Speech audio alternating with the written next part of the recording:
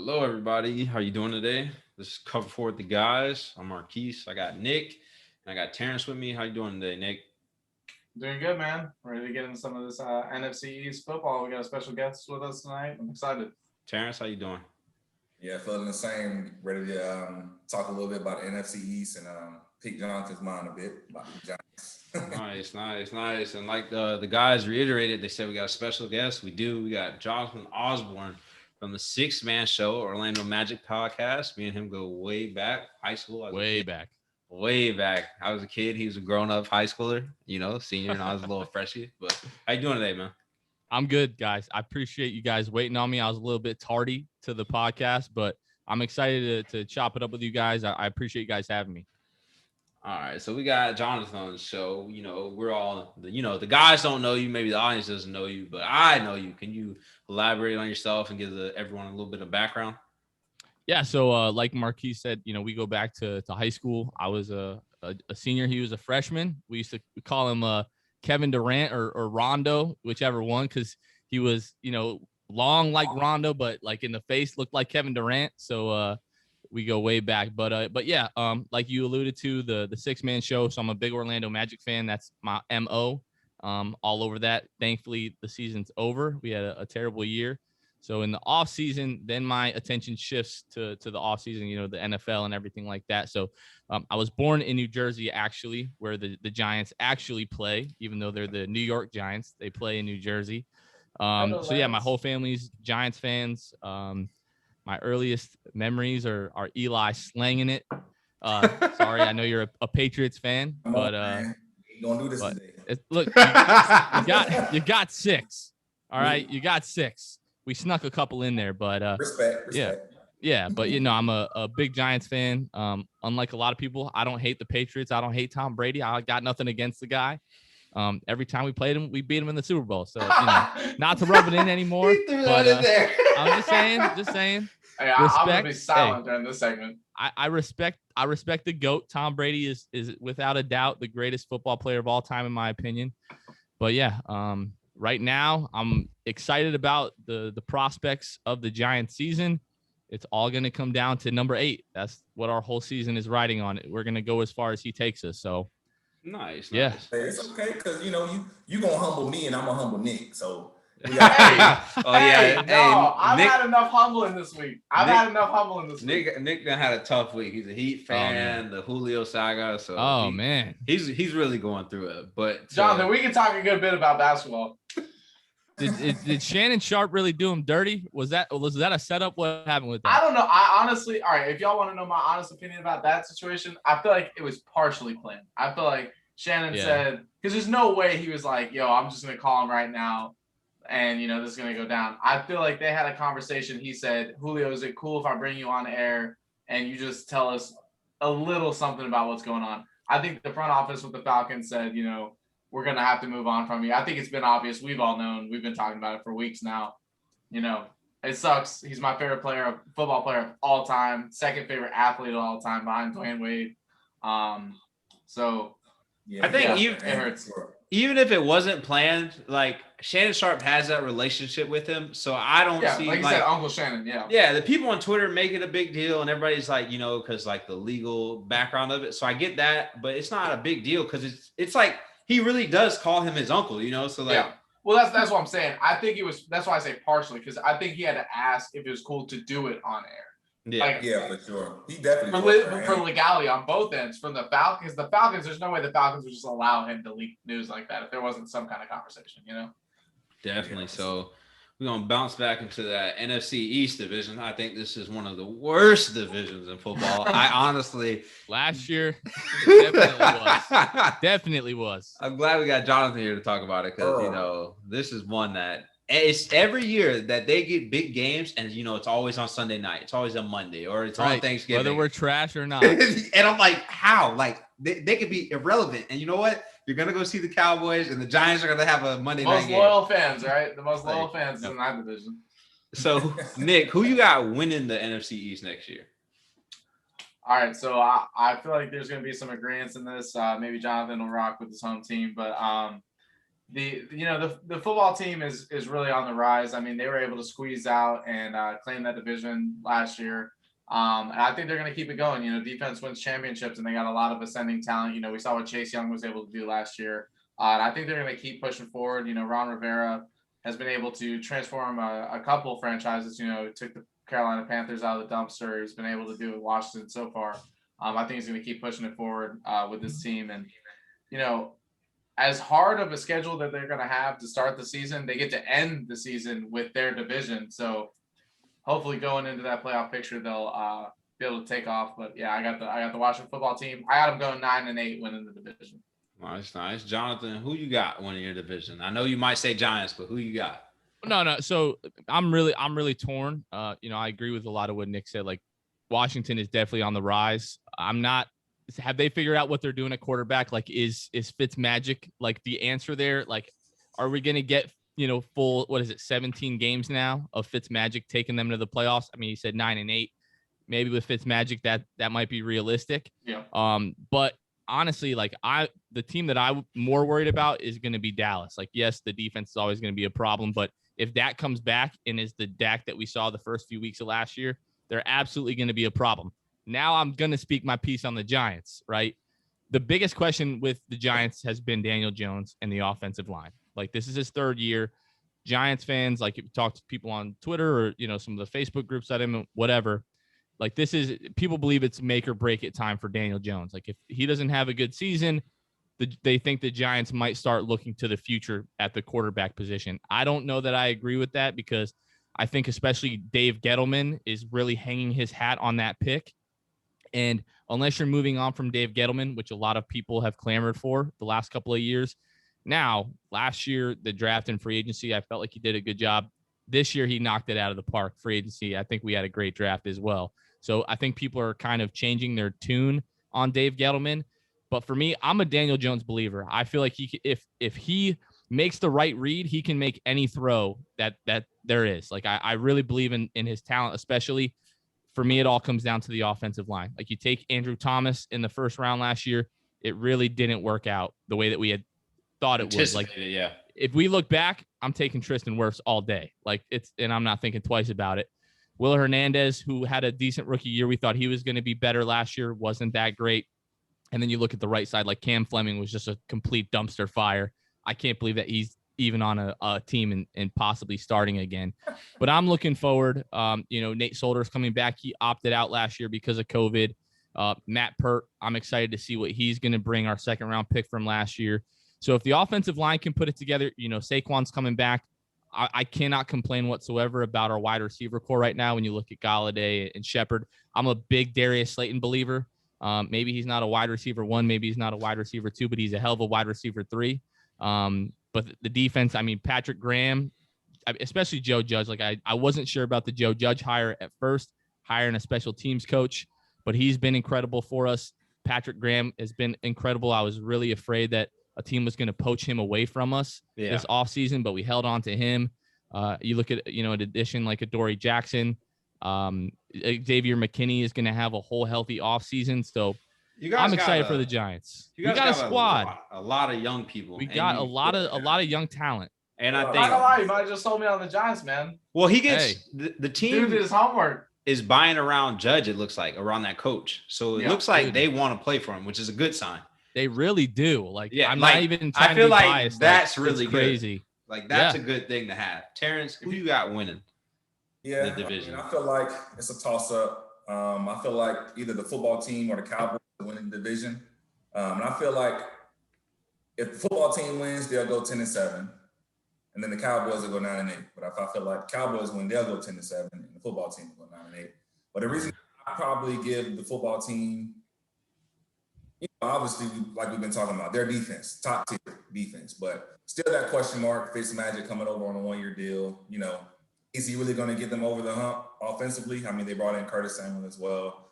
They have a lot of talent, TJ McLaurin, and, running back position, everything is solid. But the Cowboys, like you said, Dak, if he comes back and he balls like he started last year before his injury, man, it's going to be tough. I mean, although their defense might be atrocious and on pace to be the worst defense ever in league history, I feel like, he balled in garbage time, but I'm not gonna say that. I feel like he can carry, just like the Chiefs per se. Their defense will make a play in the time of need. I feel like I feel like maybe the football team or the Cowboys will win that division for sure. You had me and then you lost me with the Dak. Yeah, I fell off at the end there too. The Dak, I feel like the Dak disclaimer is just they get behind and he gets in shootouts. So obviously he has to throw a bunch of yards, But the same way that people, I want to say, I'll use Lamar. I feel like people are going to be biased because, you're a Ravens fan. But people say Lamar, like, if he's not out ahead, he can't do anything, right? So essentially, if Dak is not already winning, he's just going to get a bunch of yards trying to catch up and then not win the game. But I feel like that was due to their defense couldn't stop a nosebleed. Okay, so you're saying, like, if the defense is better, they'll be better. Yeah, I mean, you're not going to score every time you get the ball, realistically. But their defense might as well say, like, every time somebody got the ball, if they're running the ball, you get the ball every time. So, like, if they can,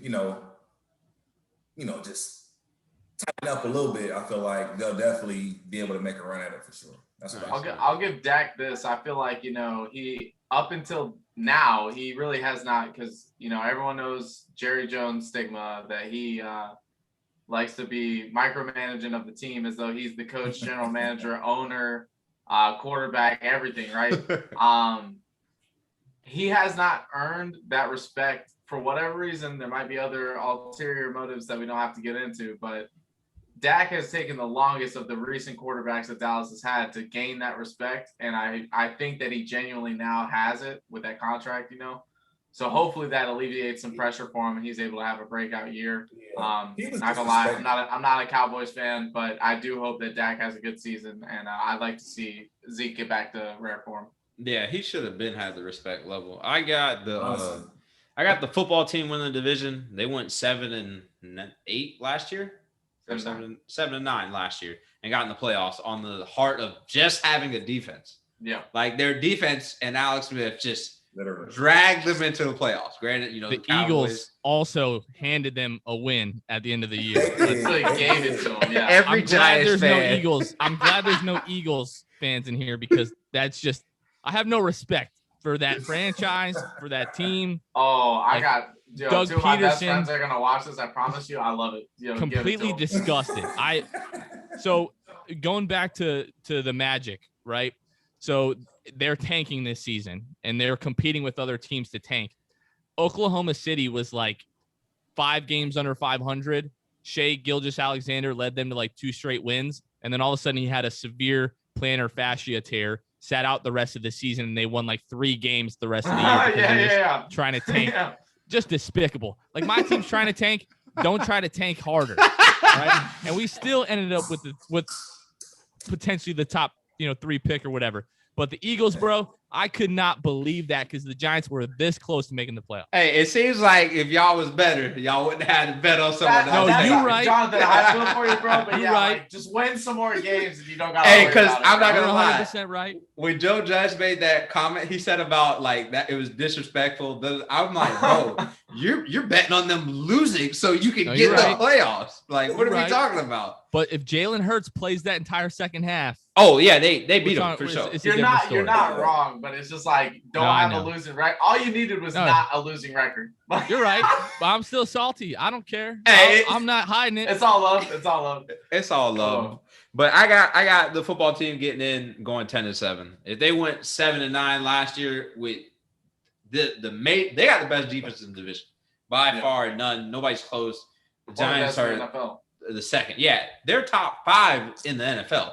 So you get Ryan Fitzmagic, and you give him Curtis Samuels from the Panthers. He came over with Scary Terry. You got Logan Thomas, and you got one of the best rookie running backs from last year in Gibson. So if you're telling this man Fitzmagic, hey, you ain't got to throw the ball that much. You could do damn near what Alex Smith did last year. Just don't turn the ball over. Yeah, just don't turn the ball over for us, which we all know he's gonna turn the ball over. He's gonna. But he gonna go off for 400 yards one game. So yeah.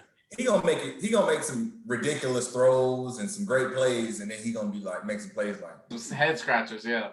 Okay. So we all alluded to the fact the Eagles are probably gonna be terrible next year. Jonathan is ecstatic about that. I got the Eagles winning maybe 5 games. What about you, Nick? I mean, I told you before the podcast, my boy Steven, my boy Mike, I'm just gonna let y'all know.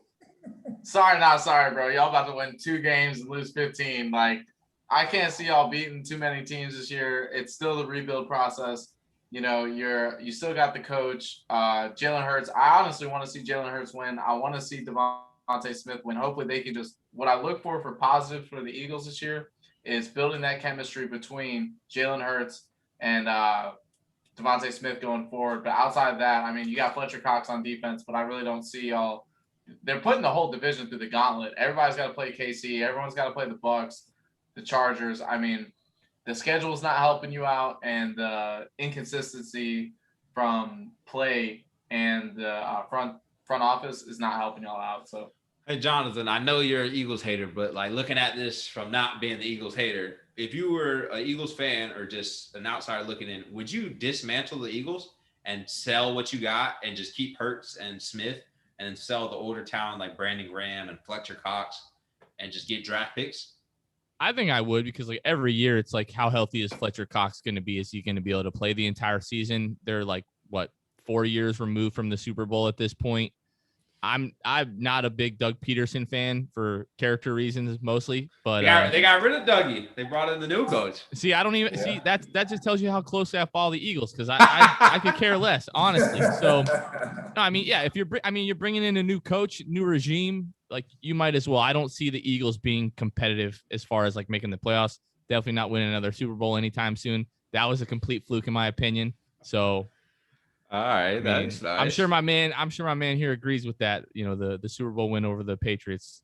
Nick Foles got hot. Hey, Eli got hot a couple of times. You know what I'm saying? But that was an illegal play. That's all I'm gonna say. Doesn't deserve it. You talking about the Philly special? Yeah, the Philly special. It should have been a flag, but I'm gonna just leave it. Hey, Terrance, all right. So, do you think the Eagles, in turn, should blow up that team, get rid of Lane Johnson?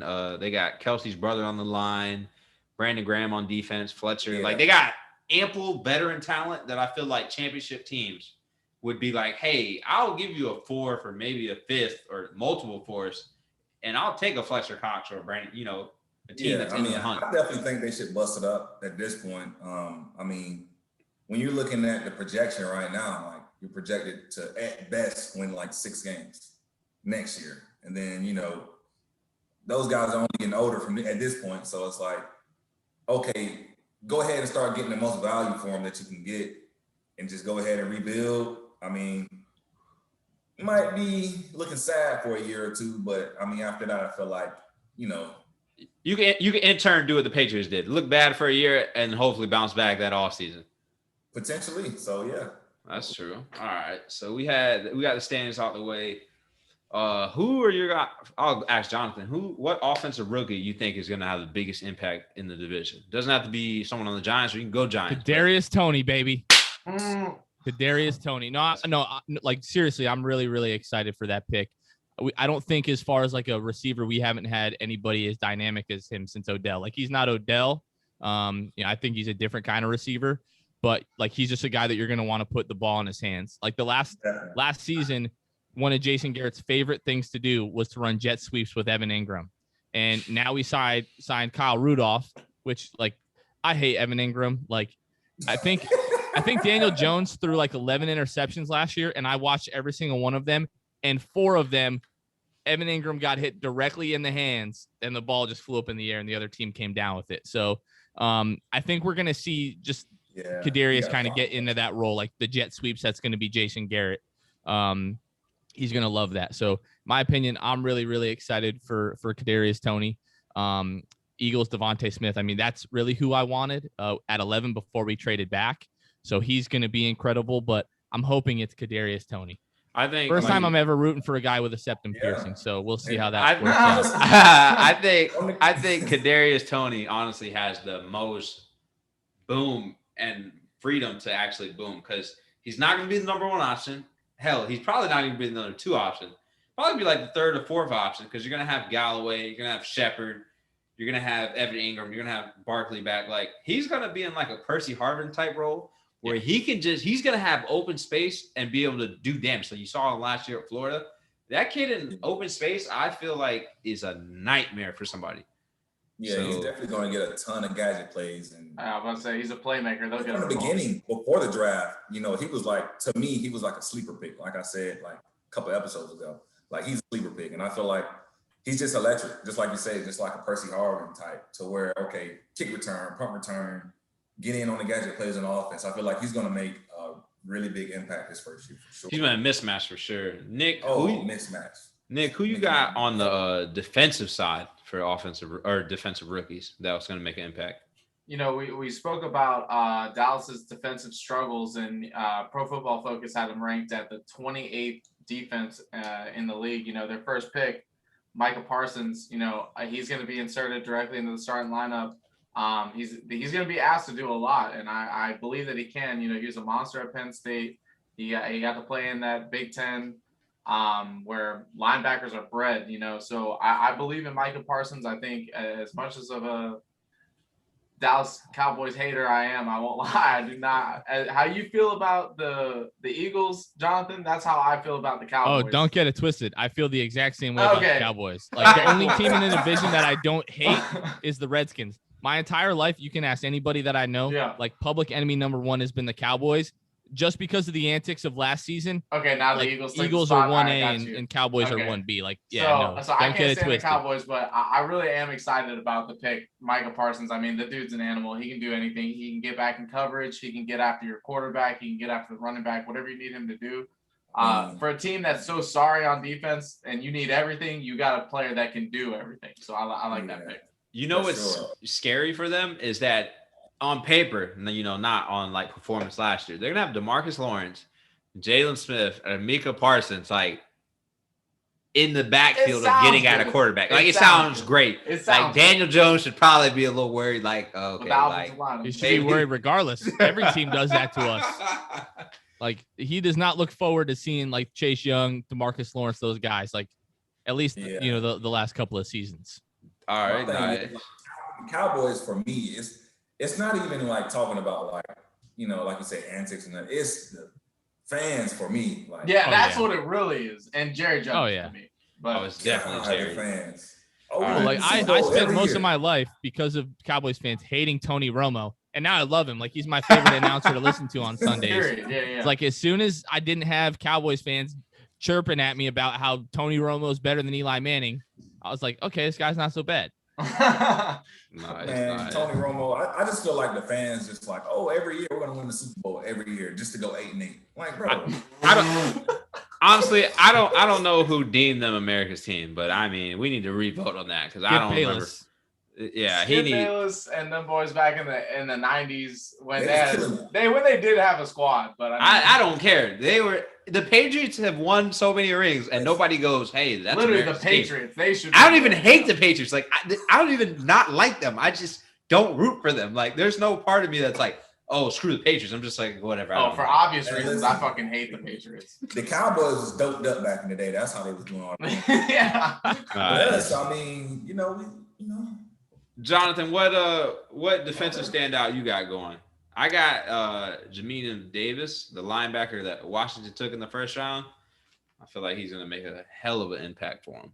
Well, I think my favorite would probably be Micah Parsons. That was somebody that the Giants were rumored to be looking at again before they traded back. But really for us, Azeez Ojulari, the linebacker that we took in the second round, like a lot of people were like, oh, we might take him at 20.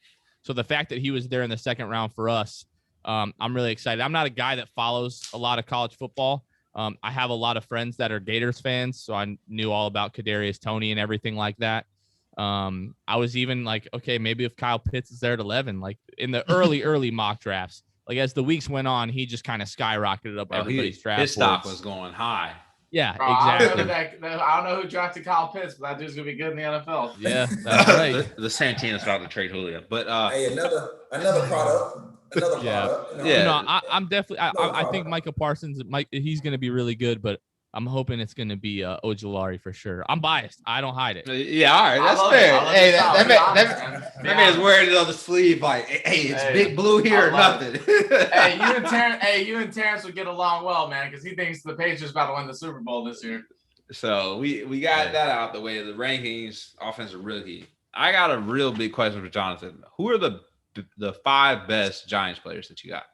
Oh, start number 1. Giants Go number players. 1, like currently, not Number older. 1. Current. This is tough. So like Leonard Williams just had a great year. I've never really thought about ranking this. I think if you're ranking them like just based off of just pure ability, I'm going to go number 1 Saquon. Like we saw what he did his rookie year. A lot of that was just Eli Manning hiking the ball, having no time, and just dumping it down to Saquon over and over and over. He said, "Go, bro, go here." Yeah, just here you go every single time. And the offensive line, I think, has been the biggest issue for him the last 2 years. Obviously, last year, 3-4 games in, tears his ACL. But Saquon would probably be number 1 for me.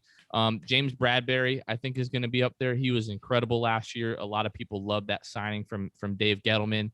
He was 7th last year from Pro Football Focus at 121 quarterbacks. I think Galladay has, he's our number one wide receiver right now.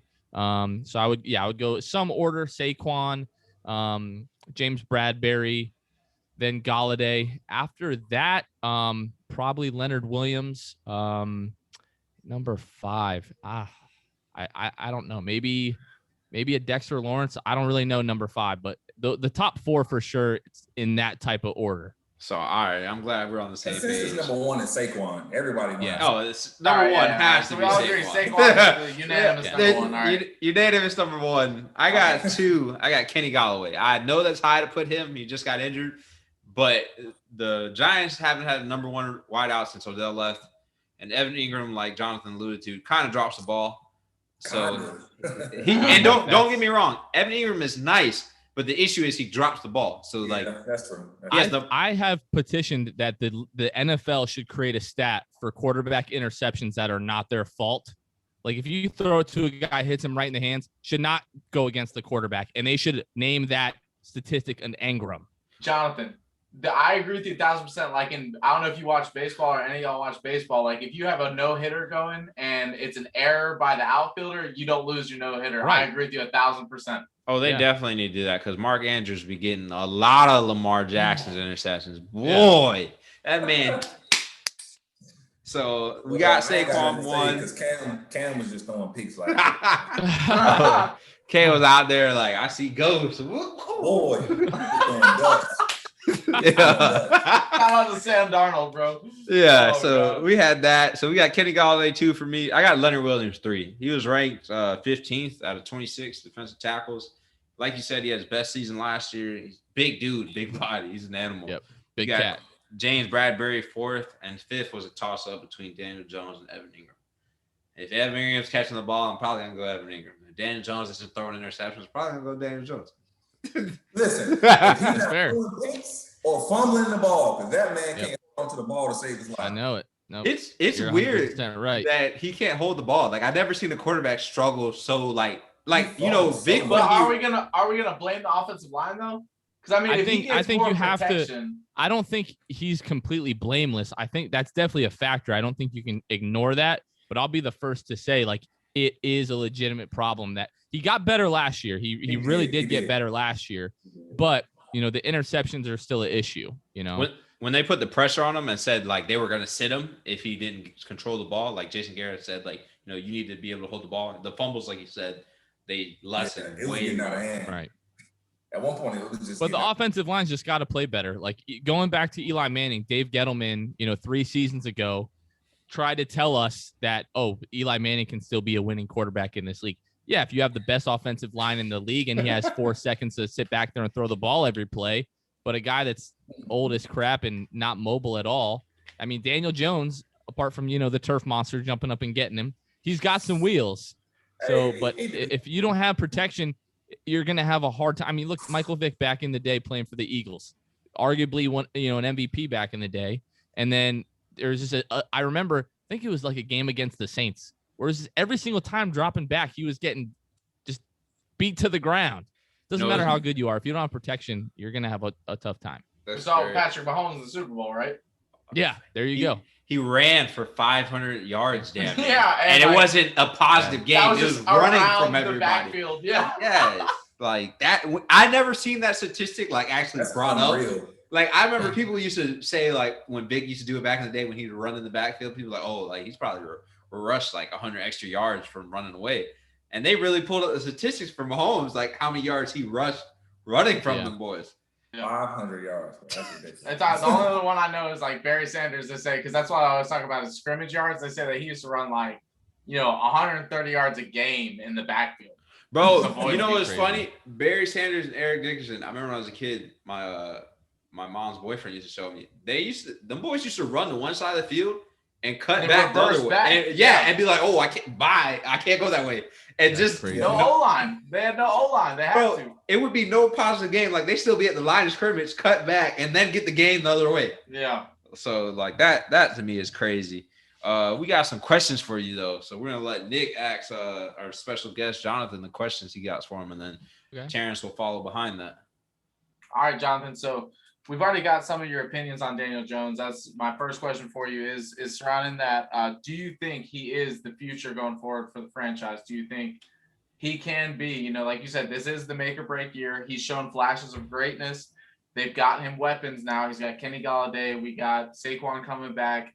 If Evan Ingram can catch the ball, do you think he can be the future going forward for the New York Giants?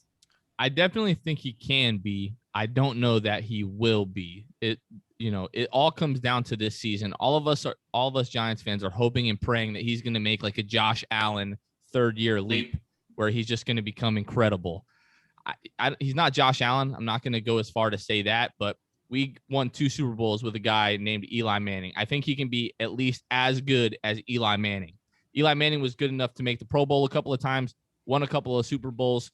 You really can't ask for more than that. If a guy is talented enough to get you to the big game and win it, you can't ask for anything more. So to me, it's definitely going to come down to the offensive line. I really believe if he's got time and he can learn not to just tunnel vision on guys and to make, his second and third read and find an open guy, then I think he can be the guy. But this whole year is going to tell us that, whether or not, he's capable of being the guy. Love it. Yeah. Like he can control the ball and stuff, or stop, like you say, turn the ball over. And I mean, we can potentially see him make a leap if he can at least manage the game. What's weird is that they don't have a backup plan for if he doesn't pan out. Like they don't have a backup like behind him that could steal it from him. And then, I don't think they're going to be that bad where they get a high pick next year. So you'll see them if he doesn't do good. You'll likely see them in the market to look for a quarterback. Yep. My second question for you is, obviously we saw in the late 2000s, the Giants were able to kind of run that division, steal a couple Super Bowls from the Patriots. What do you think it would take for the franchise to return to that form? We already spoke about they're not there yet, but they have a ton of potential at a lot of positions, a lot of ascending talent. What do you think it would take? And I know you kind of alluded to the offensive line. Is it the offensive line, or is there a couple other pieces that they may need that will take them back? It would back take to every that pass rusher in the NFC East get injured. So it's definitely not going to happen this year. I don't think any Giants fans expect it to happen this year. I think even last year we were like, okay, if we can win, 5-6 games this year, we'll be happy, which we did. So we're like, okay, this was a successful season. In the playoff picture, right? Yeah, in the playoff picture. I mean, just because the division was so bad. Yeah. But this year, like you really hope to be competitive no matter how good the other teams in the division are. Maybe you don't win, the division. Maybe you don't make the playoffs. But going into week 15, 16, 17, like you need to be right there in the conversation. Like you have to be within a couple of games of the wild card or something like that. There has to be a chance at the end of the season, in my opinion. Patrick Graham, our defensive coordinator, who I've just, fallen in love with last season. He did such a great job. I feel like we have one of the best secondaries, definitely in the division, but, one of the best secondaries in football right now. If we can get an edge rusher, like that is going to be the whole thing. If we can find, a diamond in the rough, so to speak, or maybe that's next year's pick. We won those 2 Super Bowls largely on the back of the defense, talking about Justin Tuck back in the day and Matthias Kiwanuka, Usi Umenyiora, Michael Strahan, like all those guys, right? Yeah, so like held one of the greatest offenses we ever saw to the 14 points. I'm gonna just say y'all won them Super Bowls off some BS catches. But whoa! The David Tyree, I will agree. I will agree with you there. Like, first of all, Eli got sacked. I still don't understand how he got away. And then every single time I see Ty Law's face, I just think of David Tyree catching that ball on his helmet. Terrance, first of all, y'all averaged like 80 points a game that season. They helped you to 14. That David Tyree catch didn't win that Super Bowl. Wait. Time out. We're not even going to talk about the blast from the past, bro. We're going to go back to Jonathan saying that the Giants have a top cornerback, like top secondary defense. Wait. Marquise is like, you're in my realm. James Bradbury, Adoree Jackson, Xavier McKinney. Like, I'm telling you. He slid that in there like it was smooth. I did not say better than the Ravens. I said one of the best. I'm with you, Jonathan. I'm right there, best in the division. I don't. Where think would you that's put him arguable. in the league? Top 10? Crazy. What? Come on. So no, look. Adoree Jackson got let go from the Titans because he didn't perform as good as they thought he would. They were stacked at corner last year, and they didn't. But he hasn't been totally healthy either. That's a fair point. 10 better. But he's 10 better, Mark. He's He's also a gadget player, right? And the reason why James Bradbury does really well in that division, let's be honest, the only receiver in that division is Amari Cooper. Are we lying on that? Or is that true? Scary Terry's good. But he doesn't have to go chase Scary Terry around. You know, he can go send him to the other corner, you know? He probably more or less is going to follow Amari Cooper or like be lined up against him. Devontae Smith's in there, you know? He's in there now. We're going to find out this year. We're absolutely going to find out, but that's my opinion. I've told you before, I'm biased. I do not hide that. Okay. Those are my guys. I'm going to stick by my guys until I'm proven otherwise. That's I love it, that's Jonathan. my story. I'm sticking to it. I like the confidence. That's what I got. Yeah. My man's. But y'all. Hey, the Patriots going 17-0, right, Terrance? I ain't say that. Wait. Yeah, we're gonna backtrack, Jonathan. So we went over what our teams would go. Crazy. Terrance had the Patriots getting what? 11 wins? I said 11 or 12. 11 or 12, right? Nick said the Falcons are gonna get 11. I said the Ravens are gonna get 12. Does any of this sound like it's true from any of us? Run that by me one more time. Ravens getting 12 wins. Okay. Falcons getting 11. The Patriots getting 11. Y'all playing some tough divisions though. Like the Falcons, I don't know. Like I was really high on the Falcons. But I think it was Jonathan, last year. I think it was the third easiest schedule this year. We have the third easiest schedule. The Bucks got one of the easiest too. All right, I agree, but we only got to play them twice. No, you're right. I'm saying 6 losses. Wait. Let them spit it. So you got. I don't know. I was a Falcons believer for a long time, but was it this past season where they were just like had huge leads and were just choking them up the last 2 years after week the Cowboys after week. Was the one this year. We were up. I think it was like I can't remember what the score was, but we were up by like 21 or something like that and lost in the fourth quarter. I don't want to get into the Super Bowl choke. I don't want to get into that. I understand that's a sore subject there, but I've lost belief in the Falcons. So 11 wins, I don't know, 9 or 10. I would say, yeah, that's definitely believable. 11, I don't know. I could be totally wrong on that. Absolutely. The Patriots, so are they starting Cam or is Cam starting unless Matt beats him out? Cam starting. Yeah, I mean, I would still. Julio. Oh, y'all are getting Julio? Yeah, we're going to get Julio. Okay. All right. Get out of here. Get out of here. No, but you guys also play in a tough division. I mean, who knows what's going to happen with Aaron Rodgers and the Packers? I mean, you never know what's going to happen. But let's say like the Packers trade Aaron Rodgers to like the Dolphins. Like all of a sudden, that is a stacked division. The Patriots, the Bills, and the Dolphins. I'm still a Tua believer. I think he can be really good. But 11 wins in that division, that's going to be tough. You're adding another game, maybe potentially. Now the Ravens, did you say 11 wins for the Ravens? I said 12. 12? I could see that happening just because I don't believe in the Steelers whatsoever.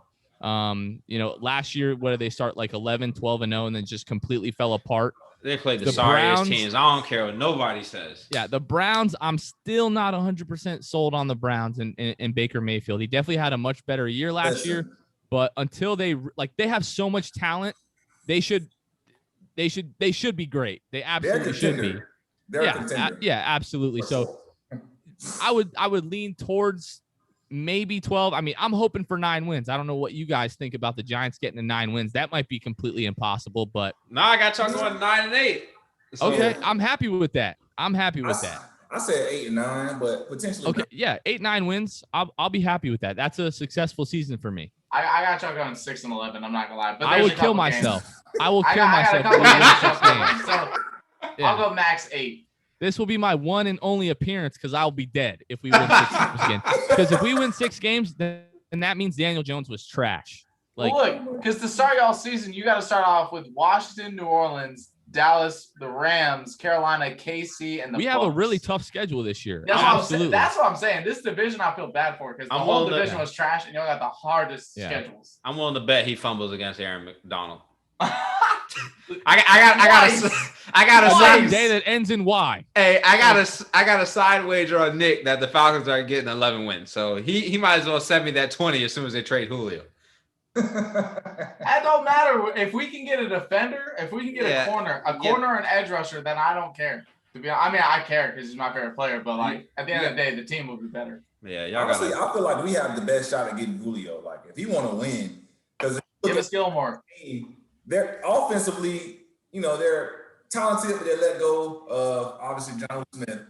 And you look at us, like our defense is their defense just literally fell off a cliff because they just got rid of everybody.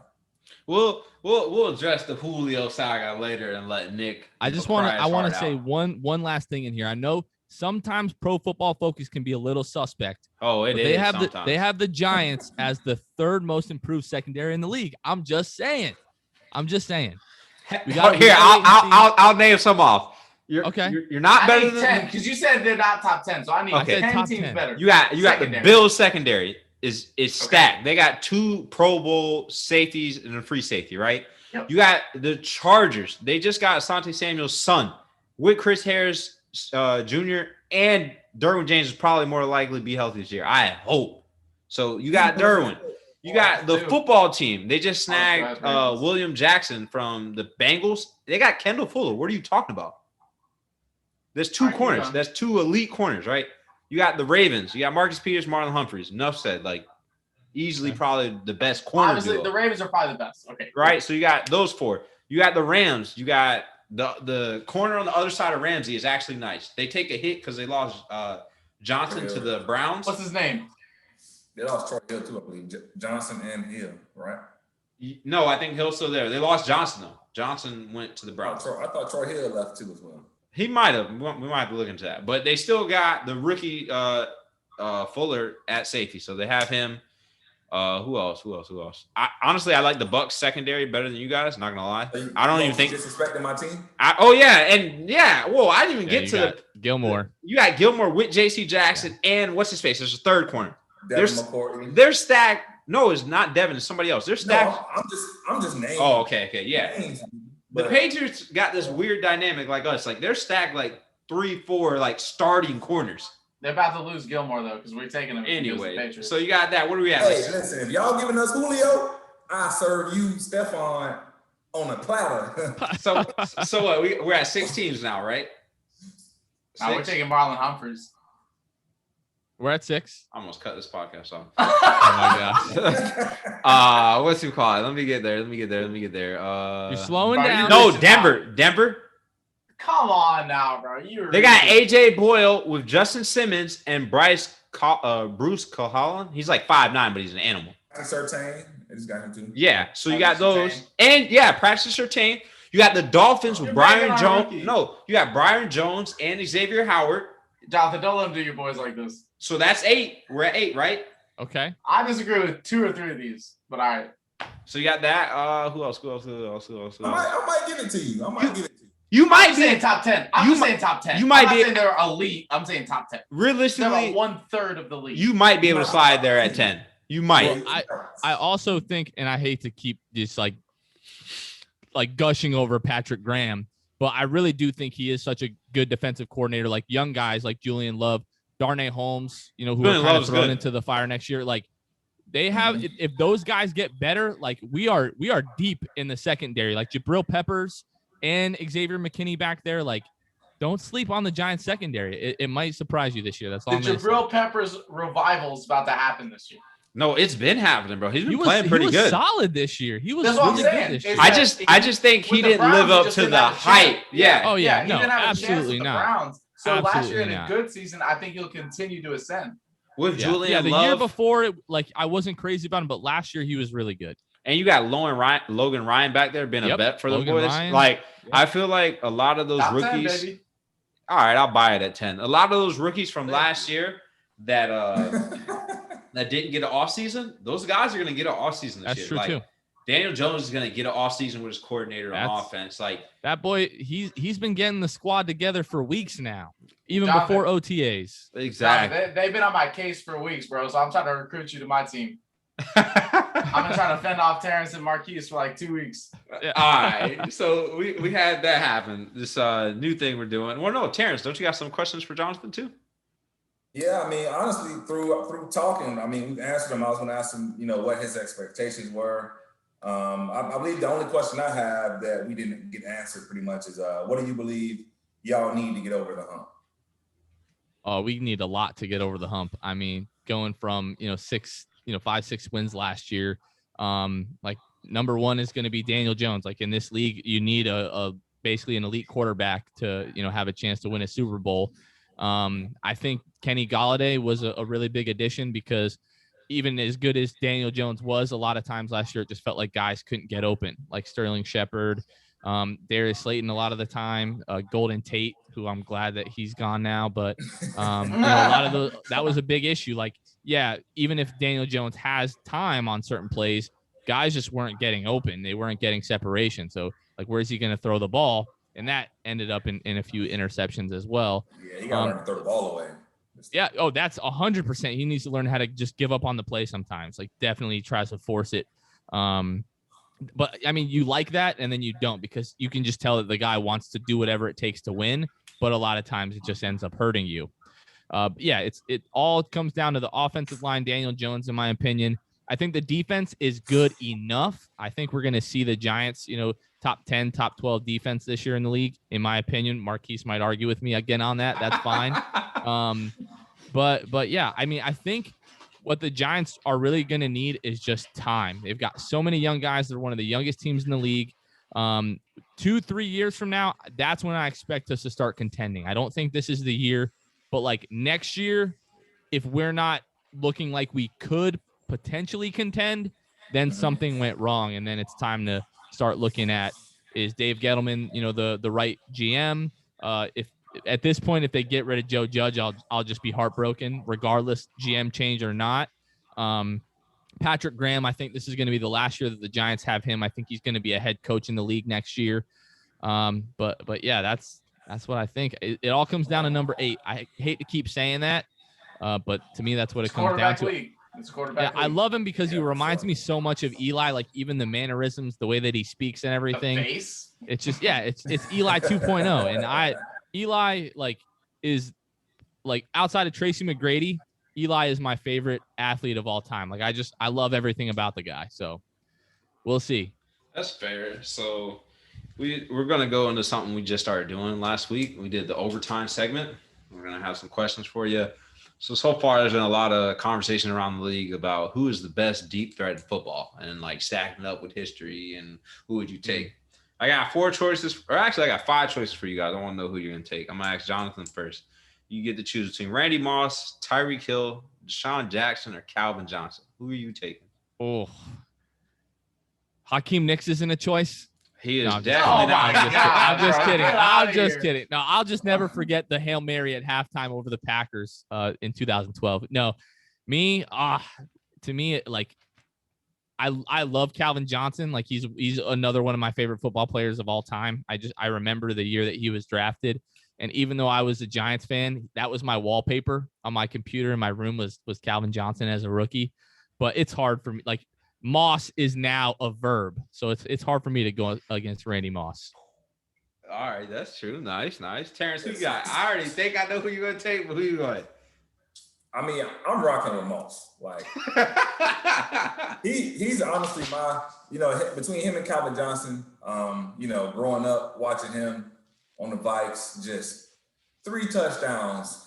I mean, 3 catches, 1,000 yards might as well have been, and 3 touchdowns. Like, who else is doing that? Yeah. Who else is doing that? Like, hey, that boy Tyreek Hill made a case against the Bucs in week 4?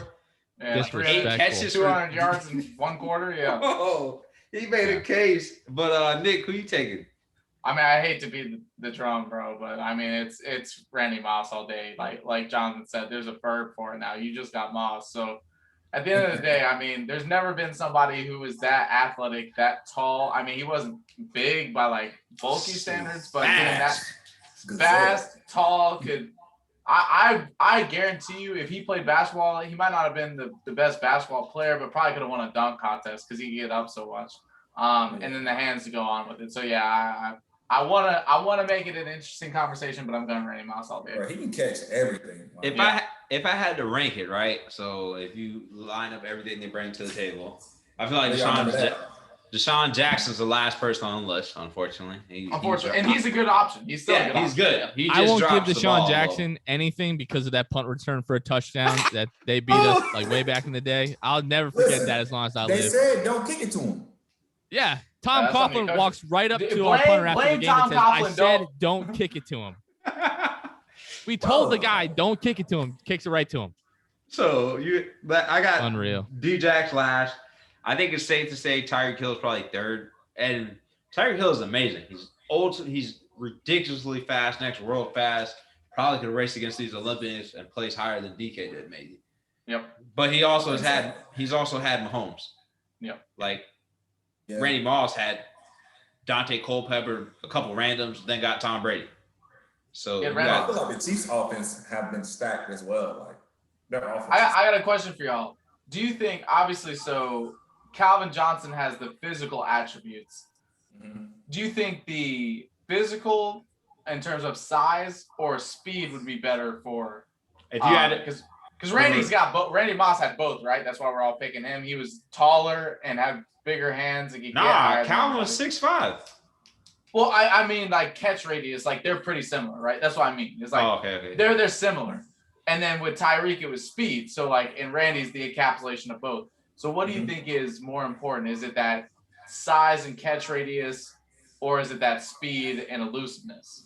I think it's like Randy. I feel like it's all 3 in 1. That's why I'm removing Randy from that. Yeah, that's why I'm saying because Tyreek and Calvin are like the two. I'm going Calvin. He's okay. Like Jonathan said, he's a beast. Like this man, Matthew Stafford, you just throw him the ball. He'd have 2 people covering him off the line and the safety over the top, and he would still catch the ball. Like they was running punt return, bro. And it wasn't like he was like crazy. I got Randy second best all time. I got Calvin 3rd, so I agree with you. Yeah, like Calvin wasn't crazy fast or anything, but man, he catch the ball. I'm gonna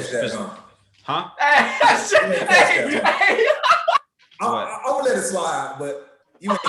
What'd he say? He said, I got Randy 2nd and Calvin 3rd. Who you got first? Julio, come on. All right, yeah. Oh, man. I thought he was going to say Jerry Rice. I thought he was, too. Man. That's the only answer I was going to take. I respect you, bro. I respect you because you knew exactly where I was going. Yeah. That's awesome. Hey, I love that. So, since you went... Yeah, I love Julio. I mean, honestly... for the average yards receiving per game, he has the highest. Number 1 all time, bro. And he's got noodle arm Matt Ryan. Can't throw the ball 5 yards. I can walk out on the football field in pads right now and throw the ball deeper than Matt Ryan. I'll tell you what.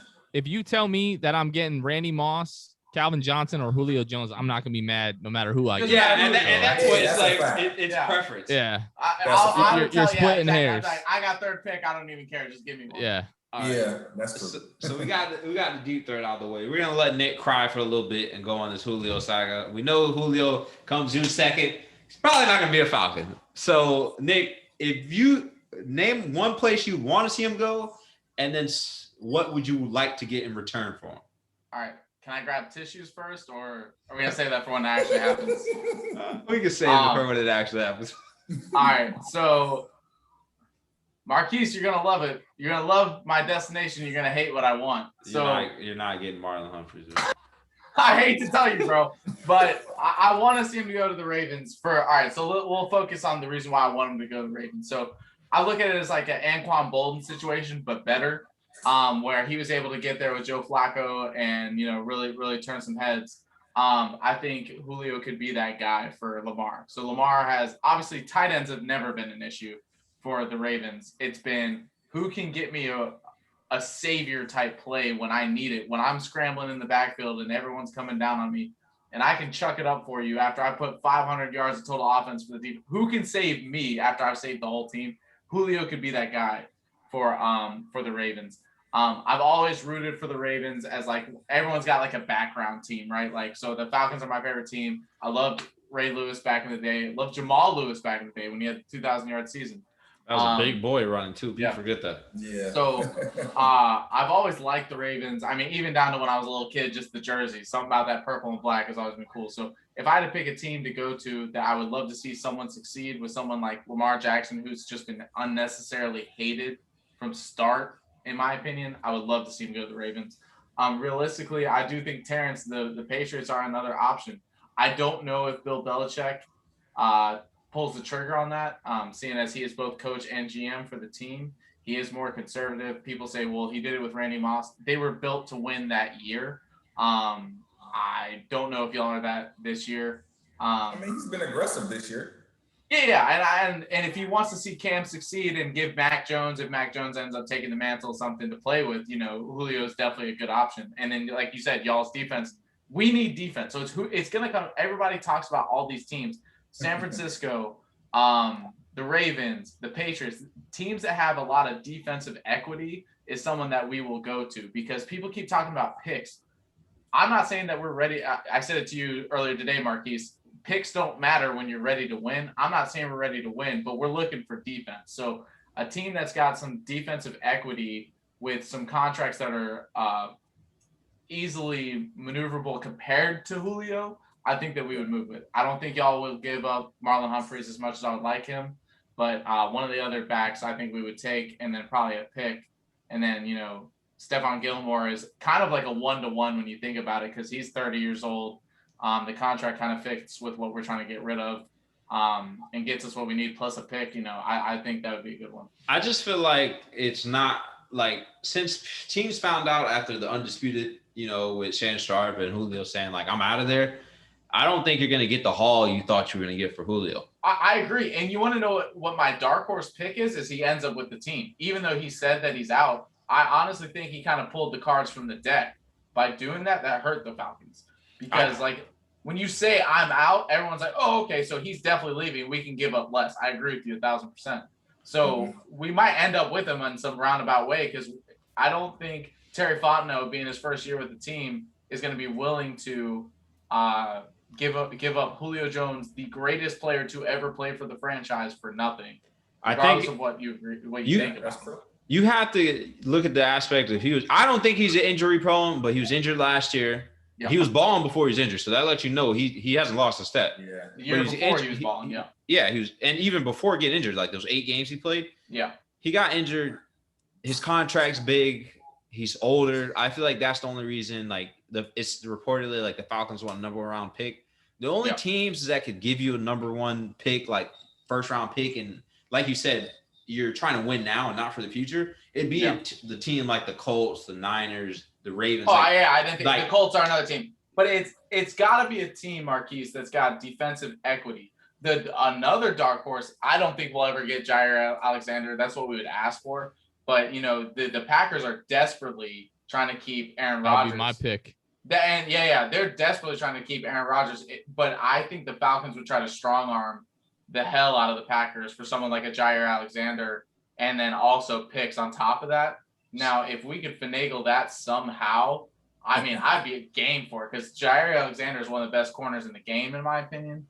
And then also it's an equal beneficiary. The Packers are desperately trying to keep Aaron Rodgers. So, Jonathan, you said that's like your pick. Would you like him to see him go there, or is there anywhere else that you might want to see him go? No, so like my whole thing isn't even from like the logistics or the contracts or anything like that. I just love seeing guys play with one team for their entire career. I like Aaron Rodgers. You know what I mean? So, I was thinking Julio, but yeah. well, I mean, yeah, sorry. In your case. But yeah, I mean, I think if you're the Packers and you're trying to get Aaron to stay there, like, what better can you do than to go out and get Julio Jones and be like, look, this is how committed we are to you. Like, we made this happen because we believe that you can win. You're the MVP last year. Like, let's make another run at this and see what happens. So that's, I mean, the logistics and does what the trade would look like and would it even work? I don't really know, but I'm just like, yo, if there's anything that's going to get Aaron to be like, all right, I'm Julio, good right? here, it would be going and getting a guy like Julio, in my opinion. So what Julio if and Devontae? How scary? What if listen, check this out. What if you're the Packers, right? You know the Falcons need a quarterback. You know you got the Aaron Rodgers drama. They want to get rid of Julio. What if the Packers were to offer Jordan Love and a late like fifth and take Julio? Now look at it. Atlanta gets a quarterback for behind Matt Ryan on a rookie deal, and the Packers get Julio. Like, cuz does that make sense? Does that sound viable? Would you do it? You know, I feel like it's enticing for the Atlanta because if Matt Ryan, you're going to say you're going to bring him back, and you get Jordan Love and Kyle Pitts, you get a rookie and rookie together, like a rookie from last year, rookie this year, young talent, build off of. I don't know about that one. I don't know. Is that what do you think, Jonathan? I don't know that Atlanta does that. You know, I don't know much about Jordan Love. Obviously, the Packers thought a lot of him to you know, go after him and get him. But I think the Falcons, you know, they're thinking like, we got Matt Ryan, the clock is ticking, and, you know, and they're going to try to do whatever they can to try to make one final push. I don't know if that gets it done for the Falcons. The Packers would do that in a heartbeat. Yes. I feel like the Packers wouldn't though. I feel like the Packers are really weird and they wouldn't. We gotta pump the brakes for a second. Yes, did the Packers believe in Jordan Love going into the previous draft? Absolutely. But signing Blake Bortles, and then I can't even remember the dude's name, who has never seen a snap in the NFL that they signed. They don't even believe in Jordan Love.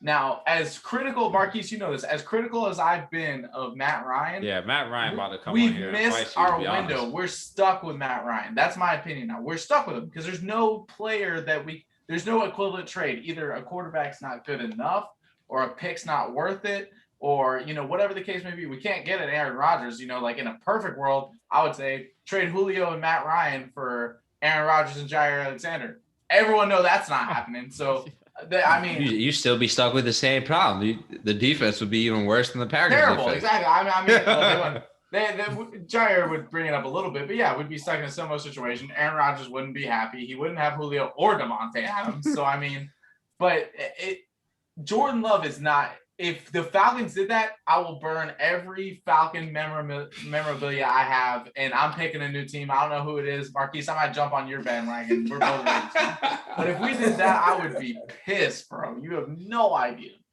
All right, so because where do you think Julio would land? If you don't pick the Patriots, okay? We know you're gonna probably pick the Patriots. Nick already took the Ravens, so we got to pick teams that aren't the Ravens or the Patriots. Where you go? I mean, if I had to pick outside of like the Titans or the Patriots, I'd probably go with the LA Rams, or shoot, why not throw them on Arizona? The Rams can't afford them, boy. The Rams are they're in cap hell. They paid Aaron Donald 25 with Matthew Stafford's 26. If in a fantasy world, if you know that wasn't the case, I feel like the Rams have already been that aggressive, going out and get Stafford, going out and get Ramsey, going out and get, you know, they're willing to go out and get guys. They're very aggressive, and I feel like, you know, if you threw him on there would you deal Cooper Kupp for him 1-for-1? Oh, Atlanta gets Cooper Kupp, and Cooper Kupp with Calvin in the future. I mean, I agree with that, but again, I'm defense, so you got to give us something else on defense. I mean, if I'm LA, I'm taking that every day. Or like, then you got to haul. If it's Cooper Kupp, then you got to haul picks. I mean, at that point, then it's hauling picks. So we got to get a first, second, and third. The Rams definitely don't give up a first. You put them on Arizona with D-Hop, AJ Green. They still got Christian Kirk. They went and got Randall Moore, the rookie. I I don't know. I feel like that's too stacked at that point. Like, what are you gonna do with the ball? Like, Kyle Murray already gets happy to throw it to DeAndre Hop. He sees him one man. That man cheesing. The little 5'9" quarterback's Listen, like, oh yeah. He's gonna be cheesing if he got Julio Jones, DeAndre Hopkins, and AJ Green. He gonna be cheesing the whole game. Yo, I gotta tell you this. My dad calls Kyler Murray Mini Me. He's like, look at Mini Me out there running. Hey, I ain't gonna lie. Kyle Murray and Russ, they look like they belong on the Smurfs. You got Papa Smurf, and then you got the son. Like Russ ain't that bad. Come on now, don't do Russ like that. Not saying they're that bad. They just remind me of Smurfs. Like I'm just saying. I mean, he's not that small. Is what I'm saying. Russ is like Drew Brees size. You got Kyler Murray is like somebody's kicker. Drew's smaller. Drew's like 5'8", 5'9". Russ is like Russ is like. Nah, he's like. I don't believe that. Russ probably like 5'11". Here. Oh, I believe that, but Drew Brees isn't 5'8", bro. He's listed at 6 foot. They lying. Look at Terrance. They might be, but I'll put Drew Brees and somebody Russell Wilson are bigger than Kyler Murray, bro. If that's the case, Kyler Murray's about 5'4". All right. Well, while Terrance fact checks that for us, because I'm pretty sure Drew Brees is not that tall. That's what he's listed at. How tall is he, Coach? All right. Well, while he's doing that, I got these trivia questions of who I am again for you guys. Like 6 feet. Really? Oh, damn, that's crazy. It's not like my team played him twice every year for the last 38 years. All right, then. I guess I'm gonna let Nick have one thing on the show. You know, the Heat lost, and they're getting rid of Julio. Oh, he's been trying to shit on me all day. All right, so we got the famous "Who Am I" segment again. All right, you guys ready for it? Jonathan, I'm going to give you a list of names. I'm going to say something the person did, and you're going to give me the guess of who you think they are, okay? All right. I had 118 receptions in 2012. Your choices are Eric Decker, Des Bryant, Brandon Marshall, Victor Cruz. Who are you going, Jonathan? How many? 112? 118. 118. Oh, they were all nice back in 2012. I'm going to say Brandon Marshall. All right. I got Jonathan from Brandon Marshall. Who are you going, cuz? You said Brandon Marshall, Victor Cruz, Des Bryant, Eric Decker. I'm gonna go Des. Des. All right. And then who you going, Nick? Julio ain't on here. I'm not gonna lie. I'm gonna go Brandon Marshall as well. I don't know if it was that year, but he broke the record for receptions in the game. He was a reception monster, so I'm gonna go Brandon Marshall. I wanted to go with somebody else. I normally would, but I feel like it's Brandon Marshall. All right, bet it was the who I am for that question was Brandon Marshall. He had 118. That was the year he snapped. Was that the year where he had like 25 receptions in a game? It might have been, but he actually has a record for being on multiple teams and getting 1,000 yards for each team. Yeah. So, fun fact: Brandon Marshall. A lot of people don't remember. Was not a good New York Giant. Was not. He's a great New York Jet, though. Hey, That's true. People forget who Brandon Marshall is, I think, because of the antics or just like how, like, he is an animal all Love his through and out. podcast. His personality is loud, but he was a great receiver. But then you see him on his podcast, he does amazing. Like Jonathan said, like I love his podcast. I watch it every Monday. I Am Athlete, right? Yeah, It's I Am great. Athlete. He had incredible hands, and then he came to New York, and it was like he had nubs or something. I don't know. He just couldn't catch the ball anymore. I don't know what happened. Turned into Shaquille Griffin. Is that the one? Oh man! Oh no, dude! Oh, come on! All right, so we got on to the second question. My rookie year, I had 10 sacks. We have Aaron Donald, Daniil Hunter, Max Crosby, Devin White. Who you got, Jonathan? Ooh, I don't know if Devin White had 10 sacks. I'm just gonna say Aaron Donald. That's like the easy. That's just the cop out pick. Like it wouldn't surprise me whatsoever. All right, bet. Who you got, Terrance? I'm going left field with Max Crosby. All right, and who you going, Nick? Jonathan, I feel like you had the pick and then you went away from it. I got Devin White. Wow. So, shocker to all. Aaron Donald had 9 sacks that year, Jonathan. Oh, all right. Hey, that's all right. Devin White, not it. He only had 2 sacks his rookie year. It's actually Damn. It's actually hey, don't take go. nothing away from him. He had 2 sacks, but I'm pretty sure he had 90 tackles. Yeah. So and let's be honest, they have an insane front seven, so he doesn't always have to blitz the quarterback. Yeah. He really just blitzes all over the field. Yeah, he's an open field. Yeah, for sure. It was actually Max Crosby with 10. Terrance was right. Damn. All right, Nice. Terrance. Good job. All All right, so we got this. This is our last. I know. Our last and final question. It looks like it's a 1-1. So whoever gets this could kill the split and get the win today. And you guys cannot take the same answer. Oh man. Oh, come on now. Ask me first, bro. Yeah, I'm gonna go. Take one of these other guys first. I've been last every pick. All right. I've never had 1,000-yard receiving on the Giants. Your choices are Hakeem Nicks, Amani Toomer, Plaxico Burress, or Sterling Shepard. Who you got, Nick? Amani Toomer. All right. And then who you got, Terrance? I'm gonna go Plaxico. Oh man, you had to do that, didn't you? Oh Who man. you going? Hey, it's a real Giant-friendly question. If it's not Plaxico Burress, yo, I'll quit this podcast. I'd be really surprised if it was Plexico. So it was Plexico, Amani, Sterling Shepard, and who was the fourth? Hakeem Nicks. Hakeem Nicks. Oh man. You're a Giant fan. Don't let I know. You know this what? Is for the marbles. You win it all if you get this. Defending your I feel family like Sterling honor with Shepard. this I feel like Sterling Shepard did have 1,000-yard season. I'm gonna say Hakeem Nicks. You sure? Oh, don't do me that because now I'm gonna switch my answer. Now I'm gonna Fun fact. I'll go Hakeem Nicks. You're still wrong. It was Sterling Shepard. What? You gave it to me. You gave me the oop, and I just bro. I was because once they told how many yards did he have last year? It wasn't 1,000. I think obviously his was 987. Right. I think his was like 8, and then he had like I think his high one was like a high 8, almost 9. I feel like we all should have knew that answer, but you know. Amani Toomer had a tear and went 1,000 for like a couple years. I knew it wasn't Amani Toomer. Yeah. I'm not even gonna lie to y'all. I threw that one out there because that was the receiver I knew the least amount. 872 2 years ago. That was his highest, wasn't it? That's the year that I thought he maybe had 1,000, maybe if not this past year, but man. Sorry, Hakeem. I didn't mean to do you dirty like that. You know. So you guys had a draw. I'm gonna actually break the draw with. He's looking up random NFL stats. Hey, this is the break the draw because it's a 3-way draw. You guys are, I guess, amazing people. Who knows? Or I'm really good at picking questions. Who was the MVP in 2005, Jonathan? 2005. Oh my gosh. I'm just. It was a running back. A running back. Well, I'm already wrong. All right. Sean Alexander. All right, that's your answer. I got you on that one. Okay. Who you going, Sean Alexander? Keep that, Jonathan. Who you going, Terrance? It's a running back. Sheesh. I'm gonna mess around and name somebody who won't even in the league. Hold on. Bro, I got mine. Let me spit mine. Who's yours, Nick? LaDainian Tomlinson. Okay. Ooh. Who you got, Terrance?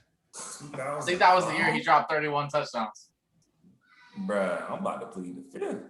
You pleading the fifth? Yeah, bruh. Hey, you know, it's funny. Jonathan came on the show as a guest and beat you guys at your own game. It was Sean Alexander. It was? Go. Damn, that was 07. I couldn't remember that, bro. That was when they played the Steelers in the Super Bowl. Well, it's funny. I had to go back because if I picked something recent, everybody would have knew it. So I was like, all right, let me pick something that is in the archives that people got to be like, oh, I can't believe you guys let this man come on this show and beat y'all. Hey, I'm a basketball guy. Then it was 06 or 07 that LaDainian Tomlinson beat his record with 31. Because I'm pretty sure, correct me if I'm wrong, it was Sean Alexander had 30 touchdowns, and then LaDainian Tomlinson had like 31 the year after that. People forget, before Legend of Boom, Russell, and Beast Mode, Sean Alexander was the only reason I knew who Seattle was. Yeah, he was. What about Matt Hasselbeck, bro? The bald wonder. Oh my gosh. Matt Hasselbeck. What about Steve Largent back in the day? Steve Largent back in the day. That is another one, but that's like before my time. That's a way. That's honestly just because we had an NFL Network and shit. I only watch highlights, so that's the only reason I know that. But so another thing we like to do, we like to give the people a word of the day or life advice that they could take with them further on in life or whatever, to help the people feel better about themselves. And Jonathan, seeing as you're the guest today, we'd like you to bless the audience with whatever you got to say about it. Well, I mean, I don't know about you guys, not trying to offend anybody, but I'm a Christian. Giving my life to Jesus Christ is the best decision that I've ever made. A lot of people, a lot of times you think of, oh, if I'm a Christian, I can't do this, I can't do that. And my whole thing is, it's not about what you give up, when you follow Christ is about what you gain, in my opinion. Outside of that, I mean, just be yourself. You know, you only get one life. You're not going to make yourself happy by trying to impress other people and make other people happy. Just be good to your friends, be good to your family, be kind to people, and good things will come your way. Nice. I agree wholeheartedly with that. What you got? You got anything to add on that, Terrance or Nick? Follow your beliefs, man. If your beliefs will take you a long way. Everything that you hold high in your life will formulate to a more successful and more fulfilling lifestyle. Yeah, the only thing I got to add pretty much is, one of the most important things to me is, family. So I feel like at the end of the day, family is all we got. There's people out there who are friends who consider brothers and, family. So at the end of the day, I feel like family is something that you should definitely, just be high on. Just because at the end of the day, that's all we got is family. So Nice. Well, thank you, Jonathan, for stopping by with the guys. Really appreciate it. No, I appreciate you guys. I appreciate you guys waiting on me at the beginning. Again, I feel terrible about that. So I appreciate the patience. This was a lot of fun. I appreciate it. And we'll see what's up with that secondary. We will. Oh my, I can't I believe in it. I believe in it, Jonathan. Hey, I can't. I might pick up the Giants as my secondary or as my defensive fantasy. If the secondary ain't good, I won't be back on. So don't worry. Jets know I'm real good at keeping these stats. If they're not good, oh, you're gonna know. I'll get the DMs for sure. I'm looking forward to it. All right. Well, thank you for stopping by. This is another episode with the guys. Appreciate you guys for listening, and we'll see you next week. Later.